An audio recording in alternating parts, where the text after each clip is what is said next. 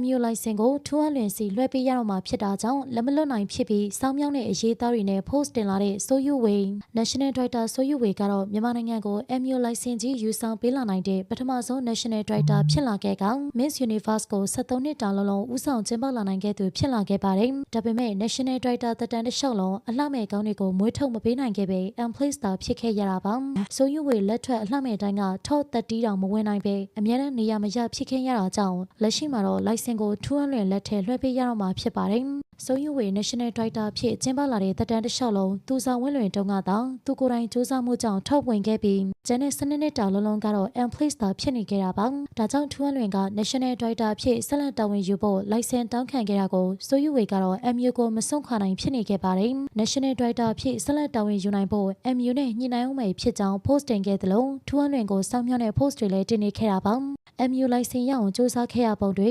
swimsuit round ကိုတရားဝင်ခွင့်မပြုပေးခင်မှာရအောင်စူးစမ်းခဲ့ရတာတွေနဲ့သူများနိုင်ငံမှာငွေအလိမ်ခံရပြီးလောက်တော်ကြာဒုက္ခရောက်နေတဲ့အချိန်မှာတော့သီးခံကြော်ဖြတ်ခဲ့ရတာတွေကိုသူ့ရဲ့စူးစမ်းမှုတွေအနေနဲ့ချပြလာခဲ့တာပါ။ဒီလိုစူးစမ်းမှုတွေနဲ့ MUM ကိုဖန်တီးလာတာဖြစ်တာကြောင့်သူ့အနေနဲ့အခုလိုစာအရှိကြီးရေးကထူးအလွင်ကိုစောင်းမြောင်းတိုက်ခိုက်ခွင့်ရှိတယ်လို့ခံယူထားခဲ့တာပါ။ဆိုယူဝေကသူ့အနေနဲ့ဒီလောက်ထိစူးစမ်းပြီးကမှထူးအလွင်ကိုပေးလိုက်ရတာကလည်းထူးအလွင်ကလူယူသွားတယ်လို့ခံစားနေရတာဖြစ်ပါတယ်။ဒါကြောင့် National Director ကိုလွှဲရတော့မှာကိုမကျင်မနှက်ဖြစ်နေကမစွန့်လွတ်နိုင်ပဲဖြစ်နေရပါတယ်။ဒါပေမဲ့ဘလို့ပဲမစွန့်လွတ်နိုင်ပါစေ73နှစ်တာလုံးစူးစမ်းမှုအရာမထင် Place တွေသာဖြစ်နေခဲ့တဲ့ဆိုယူဝေကိုအလှမဲ့လောကကပြည်သက်တရားလုံးကပယ်ချခြင်းနေကြကထူးအလွင်ကိုသာကြိုးစိုးနေကြတာဖြစ်ပါတယ်။ဒါတွေမကပဲ MU ကလည်းထူးအလွင်ကိုပဲ National Director လွှဲတော့မှာဖြစ်လို့ဒေါ်ဆိုယူဝေက National Director နေရာကနေဖယ်ပေးရဖို့တေချာသလောက်ဖြစ်နေကြတာပါ။ National Director နေရာကိုမဖယ်ပေးခြင်းလို့တွေ့ကပ်နေတဲ့ဆိုယူဝေအပေါ်အမြင်လေးတွေကိုပြပြခဲ့ပါအောင်ရှင်။